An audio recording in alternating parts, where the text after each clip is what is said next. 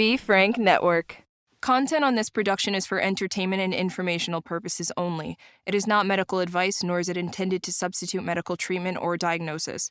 Seek medical help if you believe that you are suffering from a mental illness or are a threat to yourself or others. By using any or all of the information provided, you do so at your own risk. Any application of the material is at the listener's discretion and is his or her sole responsibility.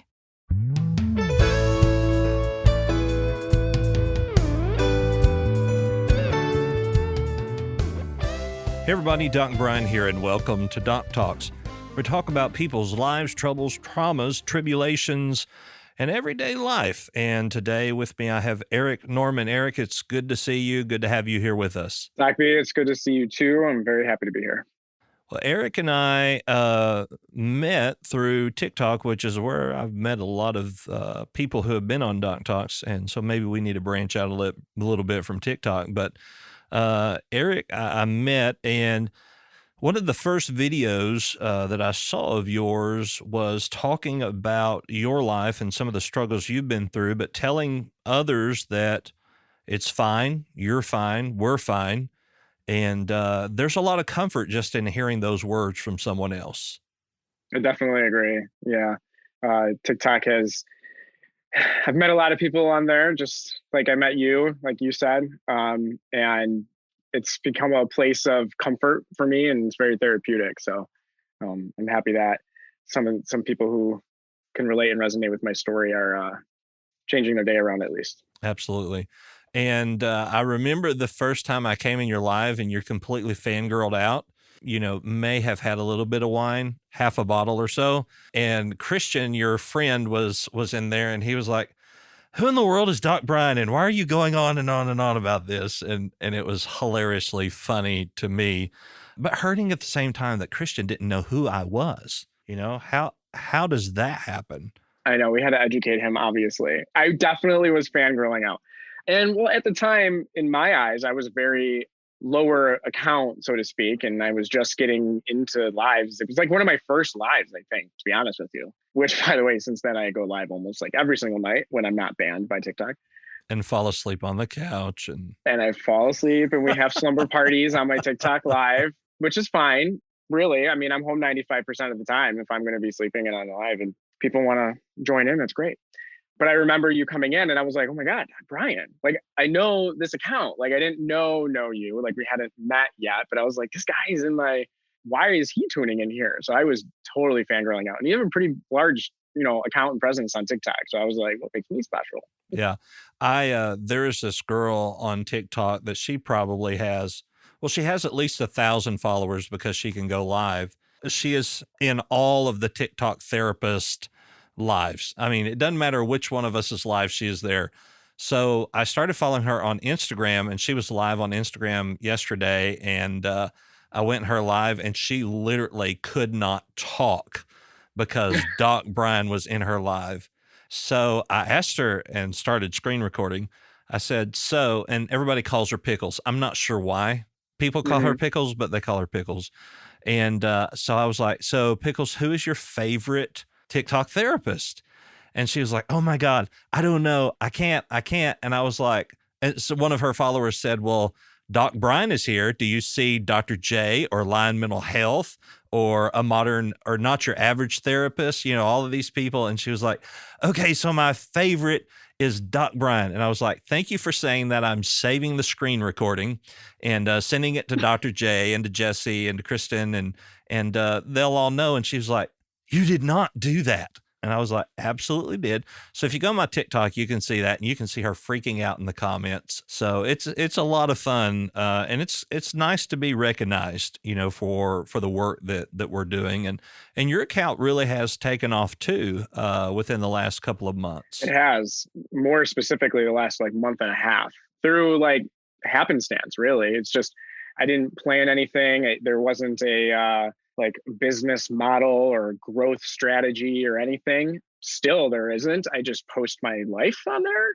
There might be a little bit more structure now than there was originally when I would post random videos of me coming out of, surgery and anesthesia and stuff like that. And I might post more videos that contain more of a positive, message, and just, letting people know that, hey, like you matter and you are loved. And if somebody hasn't said that to you today, well, guess what? I just did. But I do just post my life as it's happening, and it's gotten to where it is now, which is beautiful and amazing. And hopefully it's not going to stop. Absolutely. So since you're talking about your life, let's talk about that a little bit. Where were you born? Where did Eric Norman begin? Eric, well, which version? So The Eric original Norman, version. Eric Norman was born and raised in Buffalo, New York. And which is where your love for the Buffalo Bills comes into play? 100%. So normally, if I was going to be a guest on a podcast, I'd probably wear some sort of a button up or like a polo or something like that. But due to current events, I think that this is probably the most appropriate attire.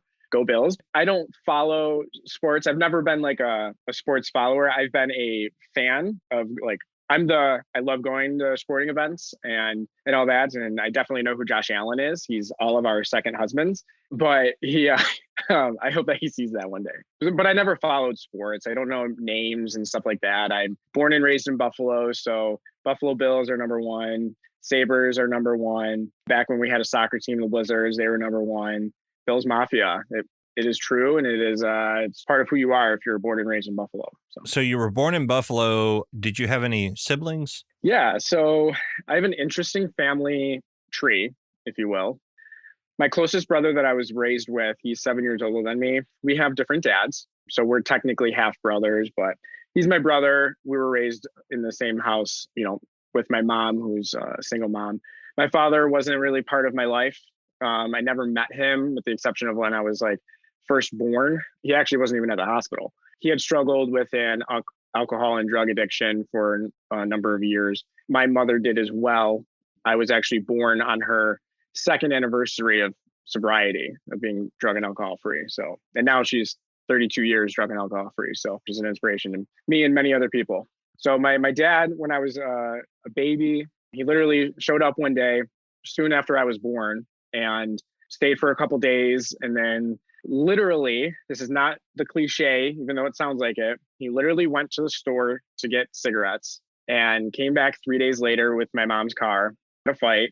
To sum it up, was basically, if you can't be, sober, then you can't be in his life. I'm not going to let you do that to him. And then herself too, right? She is an infant in her sobriety. She is forever in recovery. And she was only 2 years sober at that point. Now she has a 5-year-old and an infant, a baby.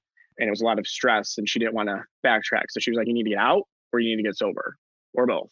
So he decided to leave and never came back in my life. My dad's Puerto Rican, so I'm mostly Puerto Rican, and then I'm white on my mom's side. So that side of the family is very, very large. And I have a lot of nieces and nephews over there.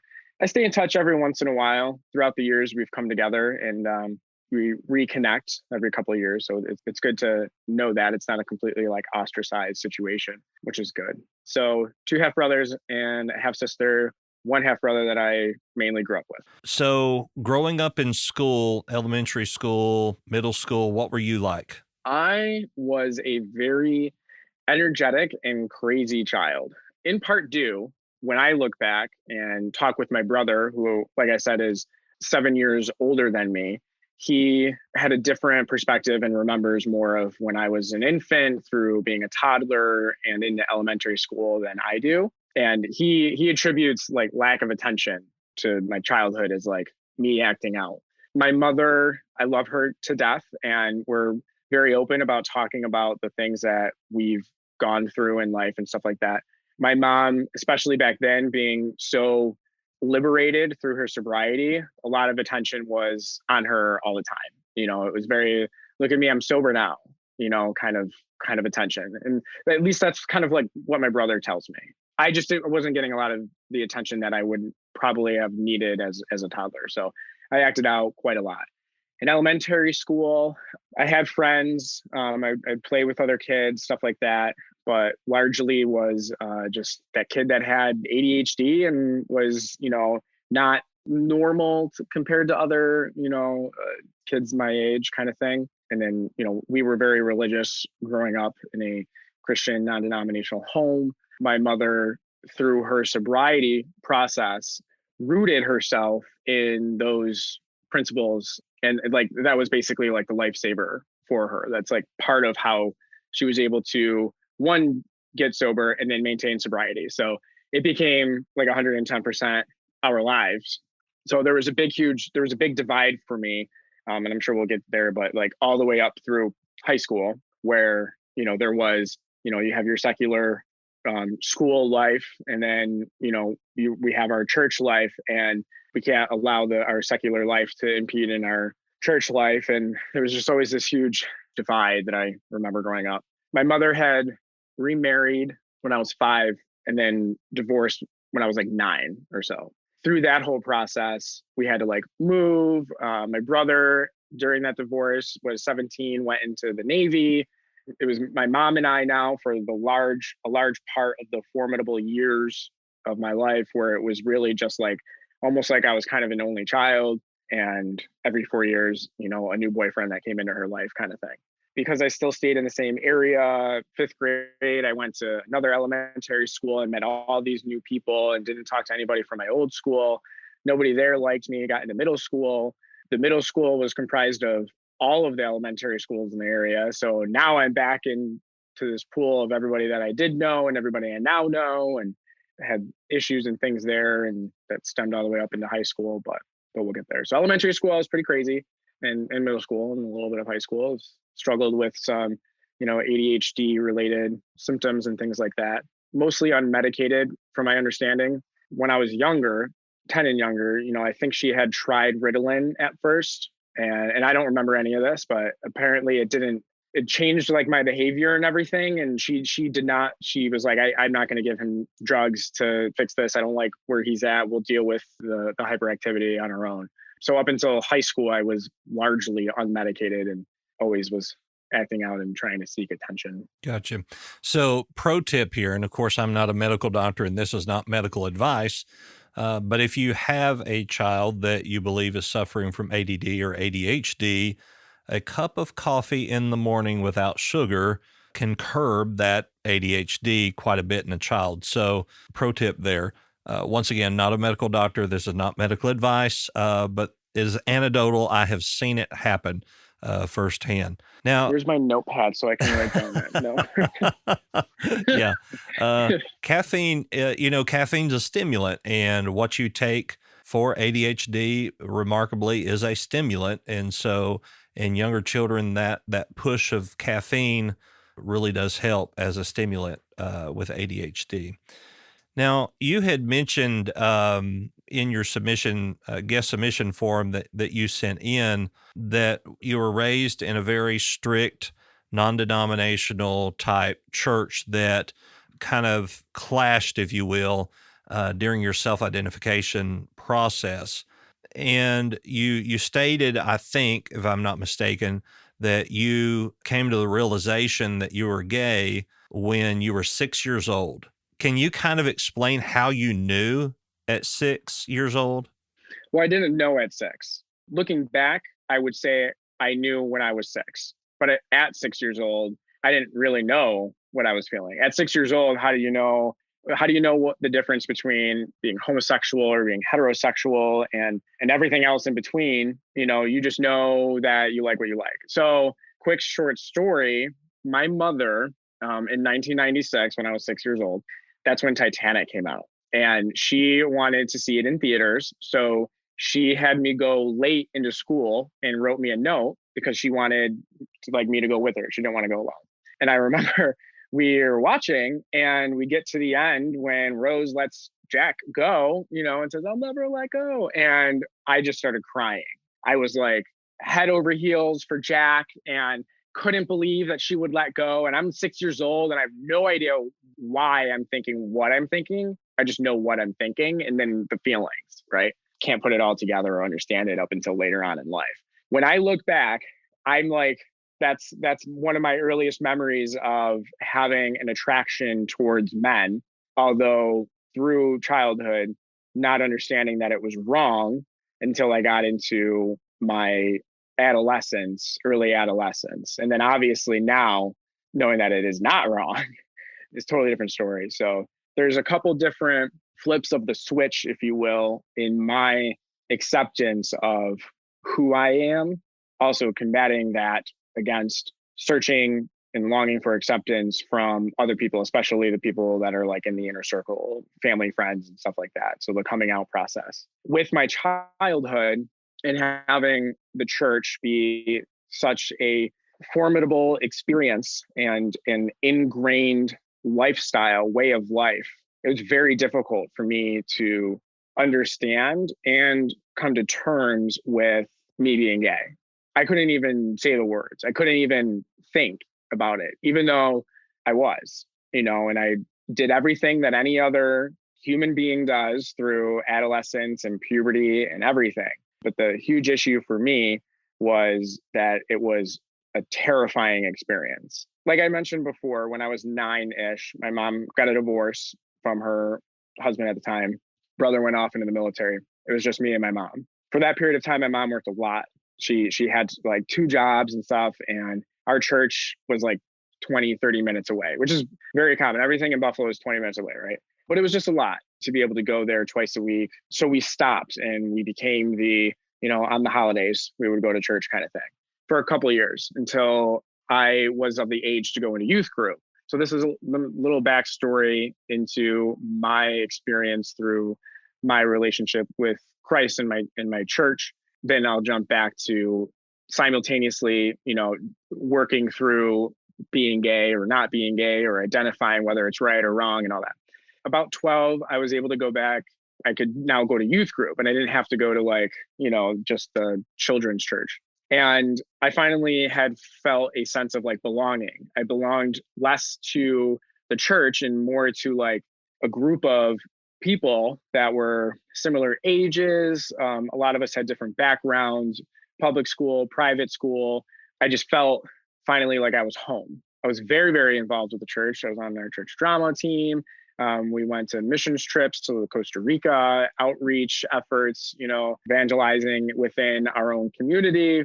I took that and put that in my secular life as that's what you're supposed to do, got made fun of a lot in school and things like that. And I tried to push through it and build a sense of resiliency, even though I didn't really understand that concept. But looking back, I used the teachings that were being provided by our youth pastor, my own, daily devotionals, and going to various conferences and festivals and our outreach efforts. And combining all of that, I was building a sense of, security and resiliency. So at my school, at one point I started a Bible club, in my middle school. We would do prayer service. There was the National Day of Prayer. I think it's the National Day of Prayer. See you at the pole. See you at the pole, yes. I organized that in my middle school. I organized that at my high school. And a lot of people did come together, of course. But then, of course, there was 4 times the amount of persecution, if you will. A lot of that persecution wasn't just because you were praying and religious and whatnot. It was just because kids are kids and they bully. And of course, it's not acceptable. But if you're different than them in any way, they seek that out and that becomes the focal point. Through all of that, I am simultaneously dealing with the notion that I am gay. The way that I was taught. So at that point, though, you hadn't come out? No. Okay. Oh, no. The coming out process was a very difficult situation that didn't happen until towards the end of high school and then into my early 20s. There is one moment in time, though, that I'll get to in a second. When I was in my early teens, wasn't really coming out, but it's just different. Let me explain. I, at a very young age, had recognized that the thoughts and the feelings that I had were wrong. They were against the teachings of the Bible. It was sin. It was Satan grabbing a hold of my life and using me as a vessel to promote his agenda, if you will. I battled dealing with the fact that in God's eyes, sin is sin. Sin is different than our laws and how we process things down here from a legal standpoint. Murder versus, larceny, stealing something. Those are weighted differently in the justice system. Well, God's justice system is everything is equal. I knew that I was going to hell. I tried for so long to not have these thoughts and feelings and to force myself to be with girls and have girlfriends. And it was one identity crisis after another.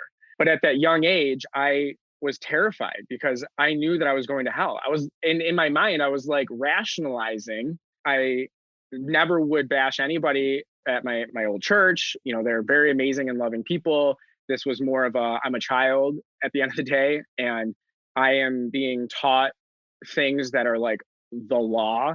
I know that what I'm thinking and feeling goes against that law, and I didn't know how to handle that. So I went to one of our youth leaders who, looking back, hindsight 2020, when you're 13 years old and you're looking up to a youth leader who is 19, they seem like they are like, oof, I can't wait to be that one day. I'm 30 years old now, and I look back, and being 19 years old, you're basically still a child. You don't know anything.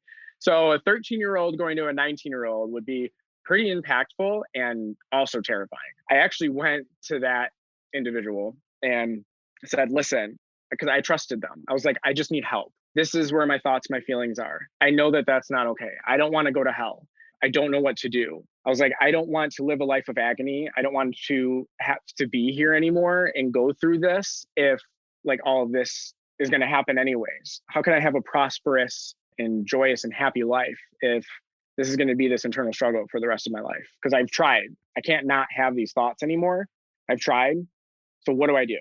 He had no idea what to do. So he went to the youth pastor, who then went to the head pastor of the church, who that night brought my mom in, didn't know any of this happened. I was cornered by our youth pastor before my mom picked me up. I, of course, denied absolutely everything because now I'm like, oof, immediate defense. Like, I can't talk about this. Like, my mom on the way home that night, we get almost home. She pulls in a parking lot at a Rite Aid, and she confronts me, and of course I deny everything. It's like it's almost like a coming to Jesus moment.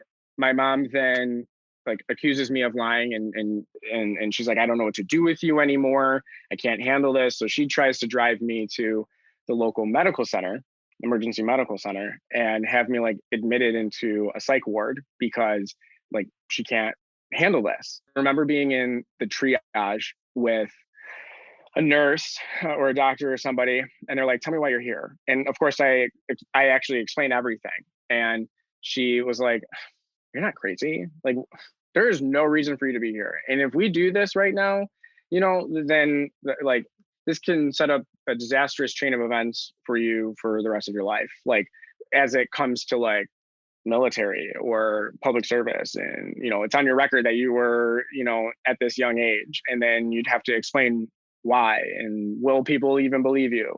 So she brought my mom back, and my mom explained to my mom, like, your son's gay and he is struggling through coping with that against all the teachings and everything that he has in his life. Like, he's being told that it's wrong. It's not wrong, perfectly normal and okay. He is not psychotic or crazy. We go home, and to this day, we have never talked about that night ever again. It's almost like it never even happened.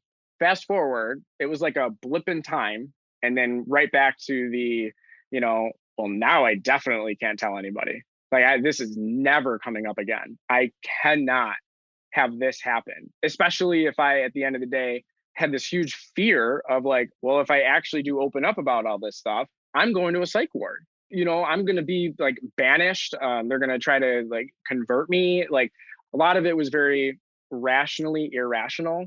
In my adolescence and being a teenager, I was like, yep, we're just shutting that right off. I'm not gay. I can have my thoughts and my feelings, but that is never going to get out to anybody. Right. Now, you said you were 13, 14 years old? Yeah, it was around that Okay. period of time. I believe, and you won't find this term in psychology, but I believe in a thing called value processing, and that takes place between 8, 9 to 13, 14 years old. And how we're treated during that time is how we will consider our value to be for the rest of our life. And so I could only assume up until the point of where you finally told the truth, the whole truth, and nothing but the truth, that you were scared to death to tell anybody or for anybody to know. Is that a fair statement? Absolutely. Yeah. And your mom not talking about it probably was just a traumatic coping experience for her to say, okay, I didn't do that. And there may have even been some guilt and shame that she did that. There's a number of reasons why we just don't talk about it kind of ordeal. I grew up in an Assembly of God church. And if something like that were to happen, they would just simply ask you to not come to church anymore if you weren't going to. I'm going to use this quote and not to be offensive, but if you weren't willing to attempt to pray the gay away, then you just weren't going to be allowed. Did anything like that happen to you or your experience of that nature? No, I tried to seek help that the aftermath of that night occurred, and then it was never talked about, brought up. I don't know if it was talked about amongst the other pastors or people or the deacons. Like, I have no idea. From my memory, it was, I saw help, the aftermath occurred, and it was never talked about again after that. It just never was literally spoken about ever again up until now. Did you feel betrayed by that youth leader? I'm sure I did. When I look back on that period of time, there's a lot of higher emotions and feelings that I was processing and dealing with that would overshadow that by far. Like, what led me to seek help was still being internally processed. I didn't accept myself, after that, and that nurse or doctor telling me like, no, this is normal. In my mind, I was like, no, it's not normal. Like, this is not okay. But I was just now in fear and scared to go out there and try to seek help again. I was still the same person that I was before that happened, but now I was just more repressed to hide everything. And like, I told myself at one point, you're just going to have to live a life that's a lie. Like, you're just going to have to deceive everybody around you in order to go about your life in a proper godly way. It's like worse, like. And could be a huge detriment to your own mental health. Was there ever a time during that period of transition, I guess would be the best word, where there was physical abuse to you from anyone? No, nothing like that. No, I was there.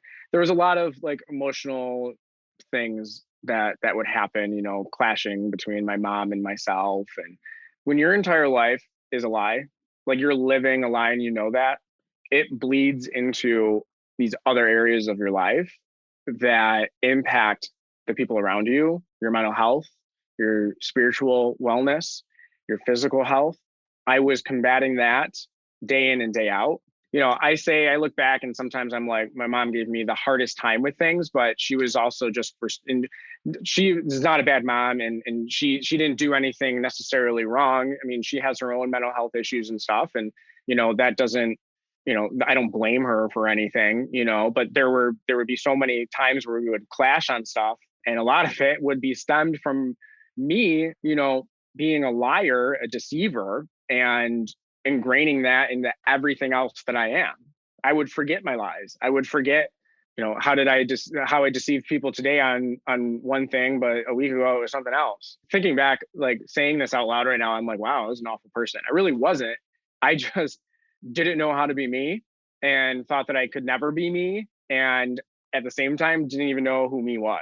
Still tried to navigate that self-acceptance, self-identification process all the way up into my mid-20s. Even after I had considered myself officially coming out, it was up until after my divorce through that process that I really honed in on who the hell Eric Norman actually is. And, not the person who I want to be, but the person I just needed to accept myself to be and live in that life and that truth.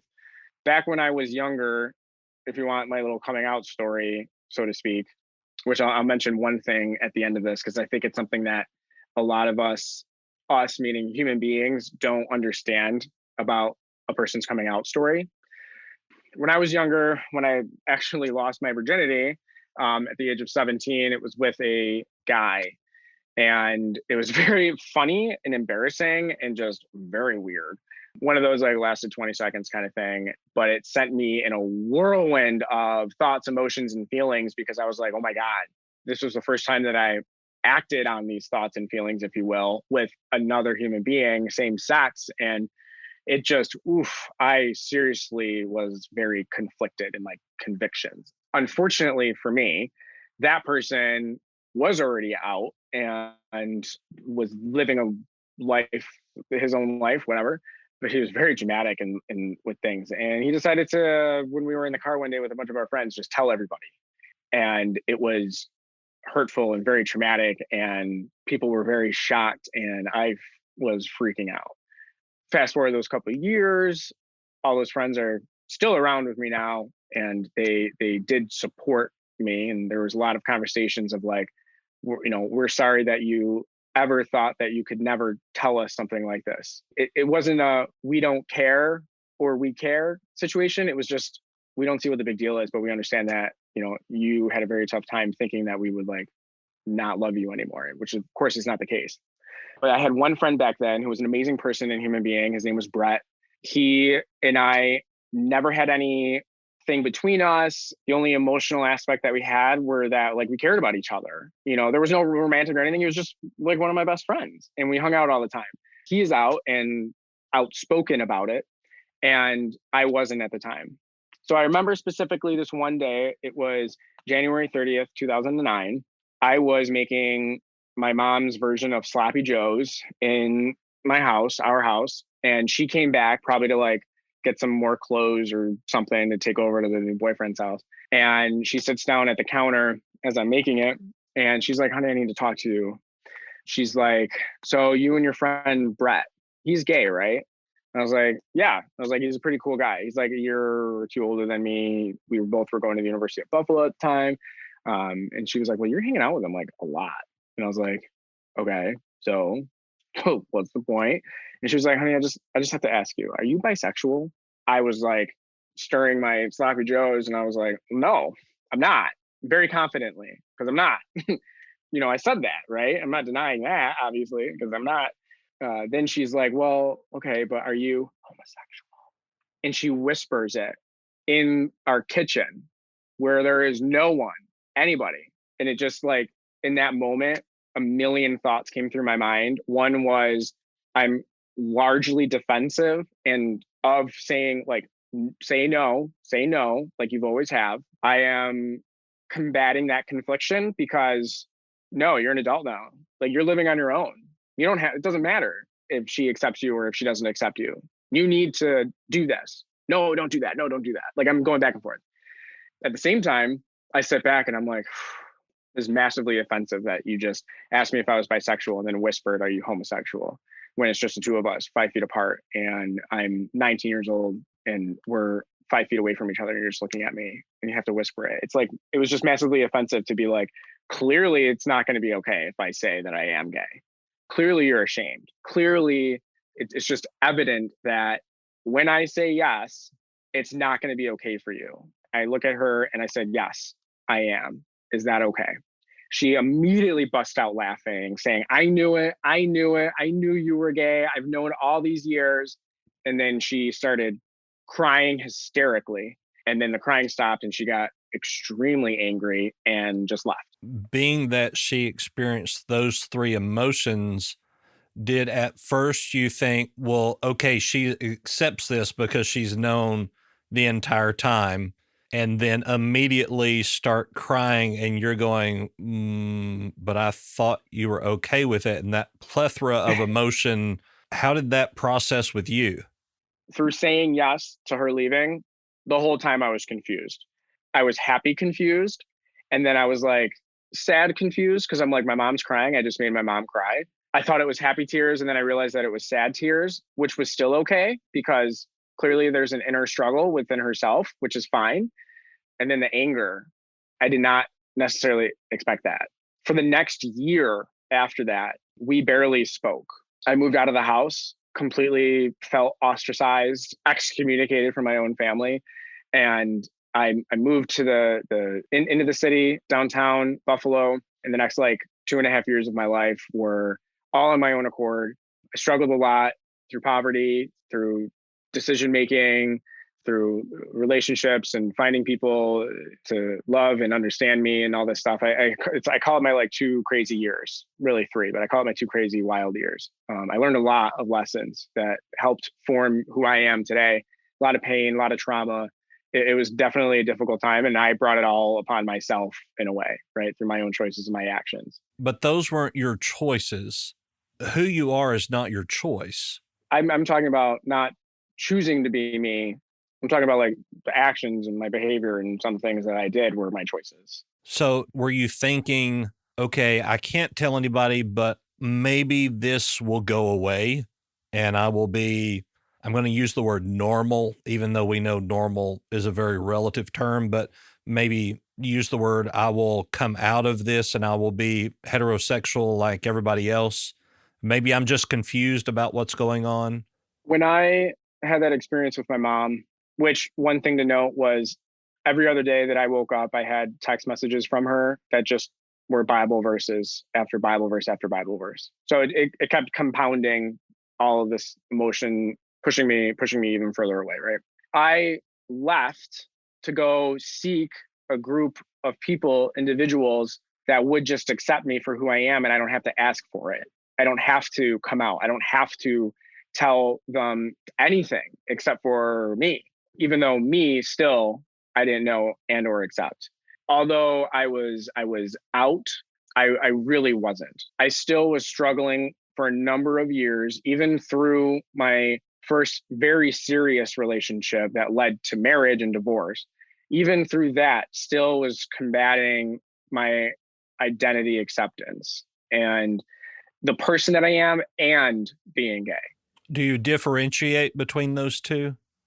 So it's interesting because whenever I really talk about being gay, or like in my recent TikTok video, gay marriage, I even say in that TikTok video, the 5-part series, very emotional response to something specific. But anyways, I even say that I don't believe in gay marriage. I was like, I don't believe that gay marriage is a thing. In my vocabulary, I'm just married. I have a same-sex partner, a beautiful and amazing human being as my life companion. I just believe that marriage is marriage. And, yes, there is gay marriage in a legal standpoint from same-sex marriage and I don't want to invalidate the decades-long human rights that we've had to be able to, all the pain and fighting that had to occur in order for us to legally get married. I don't want to invalidate that by saying gay marriage is not a thing. I'm just saying, in my view, in my world, like when I center myself in this, I'm like, I'm not gay married. I'm married. I have a husband. I don't have a gay husband. I have a husband. I don't say my husband's name is Frank. I don't say, well, my gay husband, Frank, or my gay Frank. I don't label our marriage anything other than what it is, marriage. Through that period where I was living downtown and whatnot, I viewed myself as like, I don't understand why there is a difference between being gay and being straight. Like I really toiled with why do I have to sit here and tell people that I'm gay? Why do I have to sit back and actually say out loud to people, well, I am gay? Don't get me wrong. I have a sense of pride because of where we were decades ago and where we are now to be able to say that and still have a level of persecution which exists on all levels of all humankind, because there's always somebody who doesn't agree with something that you either do or you believe in. So there's always going to be some level of that persecution out there. But I just could not grasp the concept of having to say I'm gay. What makes that part of me an attribute, something that just makes up the whole person that is Eric?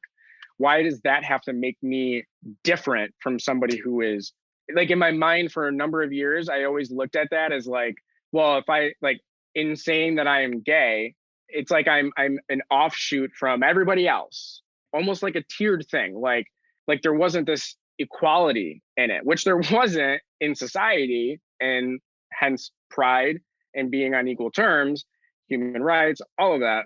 I always tried to get to this point where it's like people be like, are you gay? I'm going to be like, are you?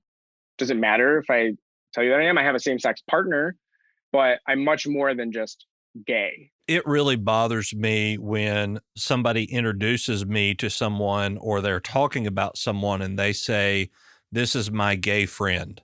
That doesn't make any sense because your friend is not gay. Your friend is Eric. You are Eric.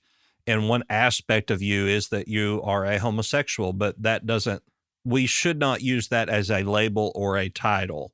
We don't go around and say, hey, this is my straight friend, Brian, We don't do that. And yeah, so I completely understand where you're coming from, because I don't like that when people do that either.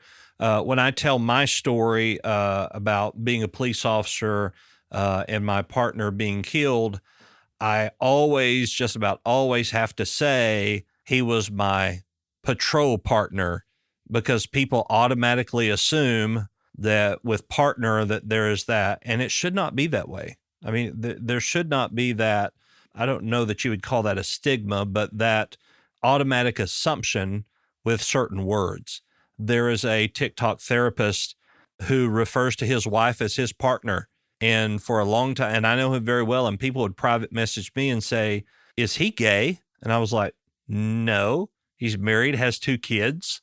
You know, he doesn't put his personal life out there, but why does saying this is my partner automatically lead someone to assume that someone is gay?" And so I don't think, though, I think that clarification is unnecessary, and it's sometimes offensive, because that's not who you are. You are Eric Norman. This brings up, I have two thoughts. The first one goes back to, I said before I was going to talk about my coming out story, that I had something to say on the back end of that, right? People are like, well, what's your coming out story? And I was like, I'm living it right now. Just because you accept something doesn't necessarily make it right in any way. But I've accepted, due to our social norms and our culture, somebody who is not straight and anything else in between lives a life of coming out. Every single aspect of my life, at some point or another, whether I realize it or not, I'm coming out. It's a lifelong struggle. Through my young adulthood, I didn't have to come out as often, or have that feeling of coming out as often, because every single person that I was centering my life around was within the LGBT community already. I was working 4 different jobs. One of them was at a gay nightclub. All my best friends and everybody, and a lot of those people are still in my life every single day. It wasn't until I decided to not step away from the LGBT community, but step away from like the direction of my life was going, because up until I was about 21, even then I was like, I have no idea what the hell I want to be when I grow up. I had a dream when I was a kid. One of my first words was plane. My dream has always been to be a commercial airline pilot. And once I tell you, like, the whole spectrum of like who I am and what I'm doing and where I'm at right now does not fit that dream whatsoever, which is totally fine, because I love my life and I found my niche, which is the most important aspect of living the pursuit of happiness and respect to career in a profession. I found my niche and I love what I do. So at 21, I was looking at the spectrum that was my life, and I'm like, what am I doing?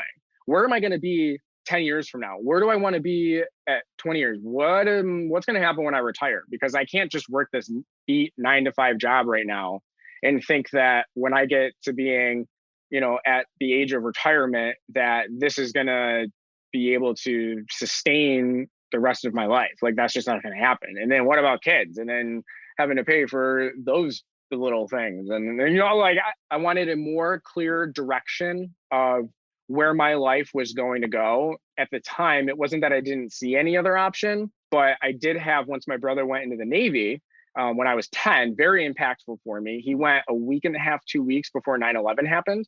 And then 9/11 happened and he stuck through it. He had a great enlistment when he was in. But I looked up to my brother when I was younger like that. And I, at 21, was like, well, you know what I could do? I could enlist into the military. And then I started doing my research. I started talking to people, and I ultimately ended up enlisting into the United States Air Force. I'm in the Air National Guard for New York State. And that was the pivotal moment of my life.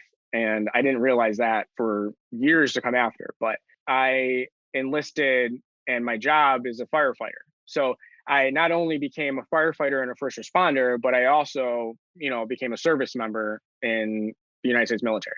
Since then, I've deployed twice overseas. Just last year, I was activated for New York State's response to COVID-19. I helped out with that for 3.5 months, and a lot of other little things throughout my career. I've been on the base honor guard and performed military honors funerals for the last 9.5 years, which is a very rewarding something that I'm extremely passionate about. I did that actually full time for 3 years in between my deployments and absolutely loved it. So that whole experience, I realized and discovered my niche, which was public service. I am good at public service in the sense of first responders, right? I was at an office job, and then I also at 24 bought my own house, my first house. I also in that town became a volunteer firefighter. Fast forward to marriage and then deployment, separating while on deployment, returning home, living a very liberated life for 6 months, and then meeting my now husband, deploying again, returning, understanding that, shoot, this guy really just stuck through a 7-month deployment after meeting and dating for 3 months. So he's the one for sure. I moved out of Buffalo and into Rochester, where we now live. And I was like, wow, what am I going to do out here? So, opportunity to take a civil service exam and become a police officer was presented to me, and I did it. And now I've been a police officer for the last 2 years, which is amazing, right? Because I found my niche, public service, first responders. And now my full-time civilian job is living that life while still maintaining being a firefighter and in the military. To go back to digress, now having said where my professions are and everything, these are very, very rooted in a masculine environment. Firefighters, muscular, tough, strong men. Same thing with police, which obviously we know now is a lot different. But decades ago, when I was 21, I was like, oh my, don't ask, don't tell was just repealed. And here's my little gay butt going into the military and becoming a firefighter. Like, what is going to happen with this? At that time, because don't ask, don't tell was repealed. And I just battled for the last couple of years, coming out, my mother combating myself through accepting and self-identifying myself through adolescence, trying to navigate, and separate my church teachings to what actually is okay and to just be me. I had this sense of security, strength, and resiliency, like I've said. And I decided going right into the military, and I was going to be open. I wasn't going to take a stance where it was like, I'm gay written on my chest, but it was going to be, if somebody asks you, oh, are you married? Do you have a wife? I'll be like, no, I don't, you got a girlfriend? I'm like, no, I got a boyfriend though, like, is that okay? Kind of thing. And it was difficult and it was hard. There was a couple instances that I'll remember of, people not being appreciative that they had an openly gay battle buddy, wingman, or being on the police force kind of thing. But the amount of that exists of support and love and outright acceptance completely outweighs all of that. I still, even going into the police department, I think we were like 6 days into the academy, because you're so new and there's so many new people coming in from various departments every single day, multiple times a day. Everybody had to stand up and say their name, say something about themselves, why they wanted to become a police officer, that whole thing. We did that for like 6 days. On the 6th day, I think it was somebody that was very high up within our department that was in my final interview. And in my final interview, I, told them that, like, they're like, well, why Rochester? You're from Buffalo.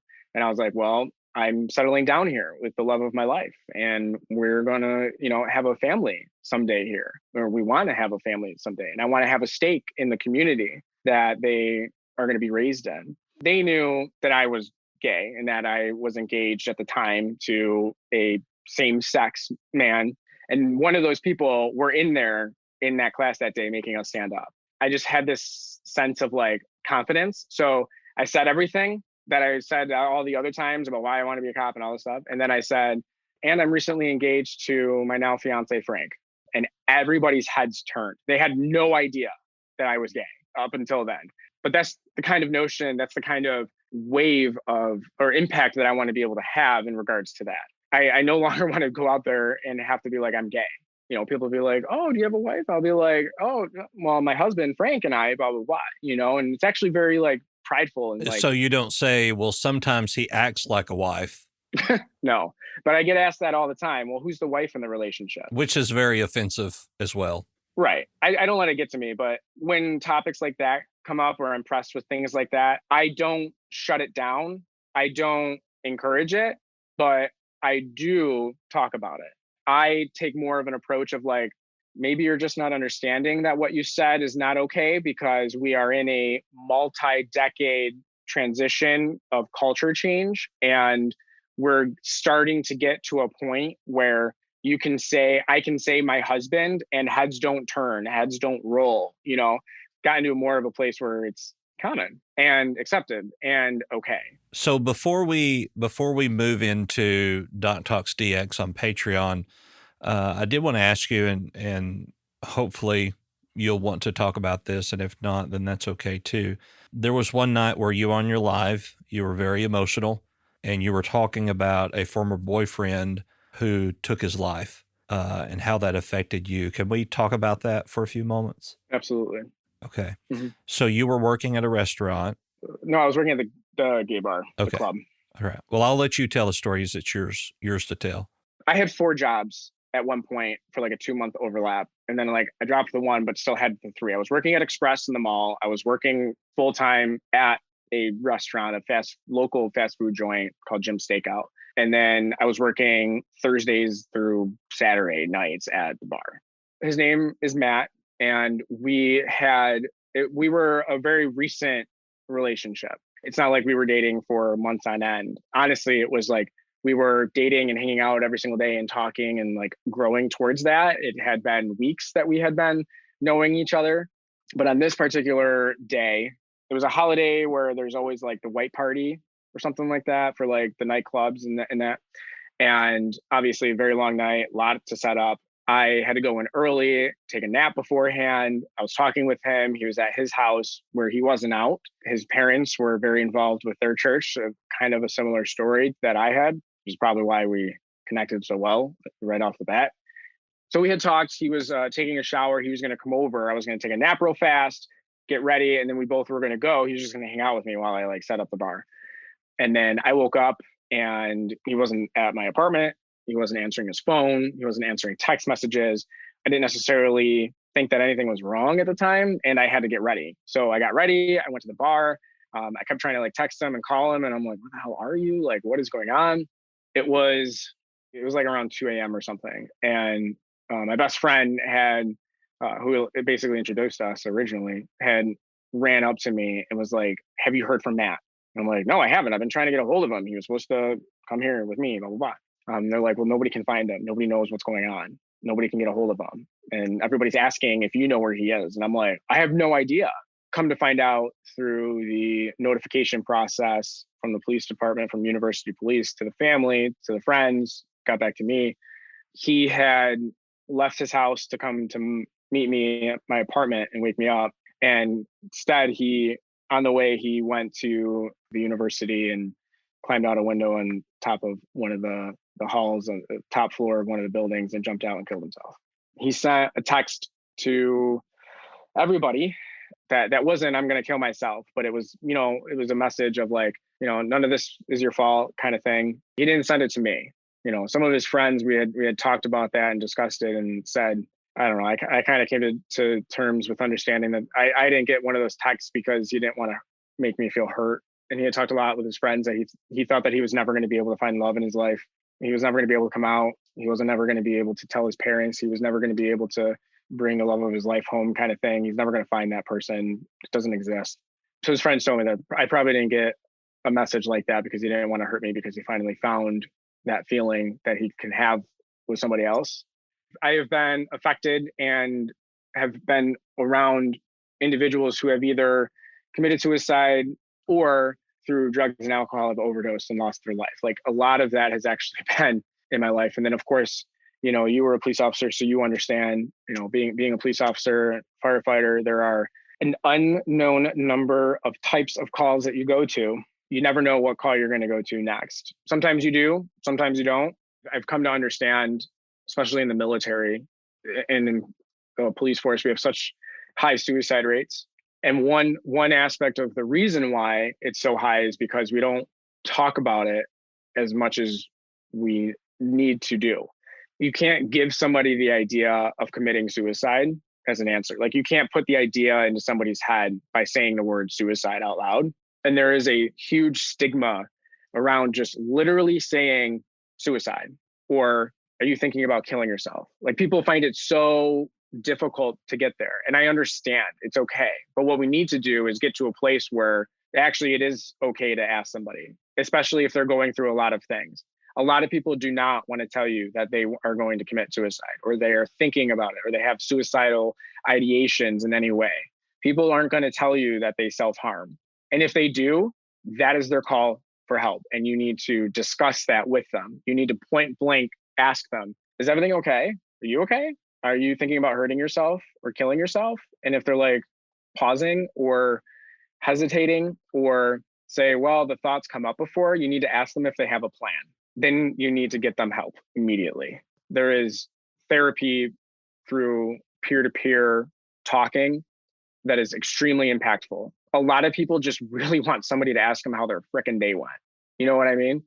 That's all that it takes sometimes. That's kind of where I'm at right now in growing this whole TikTok community, is what we've called it, is centered around, coming together and support mental health awareness and empowering each other to just be our most authentic self, combining all those things into being you. It's okay to have bad days. It's okay to not feel okay, but you have to understand that that feeling is not going to last forever. And if you ever forget your worth, you can come into our community and we're going to remind you of it. I openly talk about self-harm and suicide as if it's commonplace, because it needs to be. And we have to get back to a place where we say that suicide is not okay. Yeah, and I like that you brought out the fact that you don't put the idea in somebody's head by asking them, are you considering committing suicide, or do you want to hurt yourself? One of the things that I ask people sometimes is, if I hung up the phone with you, or if you leave my office, can you promise me that you're not going to hurt yourself? And then I say, until tomorrow when I talk to you again. And 9 times out of 10, people will make that promise because they have something to look forward to, a phone call, a check-in the next day, and because they don't want to disappoint you. 9 times out of 10, when somebody commits suicide, they're doing it because they think they're protecting somebody else from themselves. And within the LGBTQ plus community, the suicide rate amongst the youth of that community is so high. It's so high. I try to remind people, would you rather have a homosexual son or daughter, or would you rather have a dead son or daughter? It's really your choice and your decision. I really appreciate the work that you are doing. I know that you're making a huge difference in countless lives, and you are going to continue to do that.